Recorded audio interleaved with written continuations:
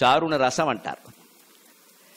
ఆవాలు, మెంతులు, ఇంగువ కూడా రసమయం చేస్తే బాగున్నాయి. జీవితంలో కూడా రౌద్రాన్ని, బీభత్సాన్ని, భయానకాన్ని అయిన విషయాలని రసమయం చేస్తే బాగుంటాయి. అప్పుడు నీ జీవితం నవరసభరితం అవుతుంది.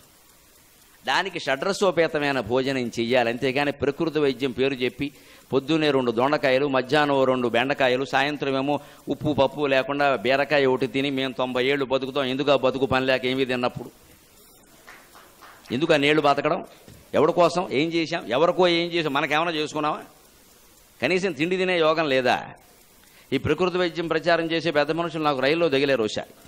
అక్కడ కూడా ఇదే ఏదో క్రైస్తవ మత ప్రచారం లాగా. నేను ఎంతకీ మాట్లాడకపోతే ఆయన నన్ను అడిగాడు, ఏమన్నా మీరు మాట్లాడట్లా అన్నాడు. మీరు ఇప్పుడు ఇంతకీ ఒక్క మాట చెప్పండి నాకు, ఈ దొండకాయలు బెండకాయలు తిని ఉప్పు లేకుండా, పంచదార లేకుండా, కారం లేకుండా, పొయ్యి మీద పెట్టకూడదుట, ఉడకబెట్టకుండా ఆ పచ్చివే అలా తింటే ప్రయోజనం ఏమిటన్నాను. 80 ఏళ్ళు గ్యారంటీగా బతుకుతారని నేను రాసిస్తా అన్నాడు. ఇప్పుడు మనకు కావలసిన రుచులన్నీ తిని, మనకు కావలసిన సుఖాలన్నీ అనుభవించి 50 ఏళ్ళకి చచ్చిపోతే నష్టం ఏమైనా ఉందా అన్నాను.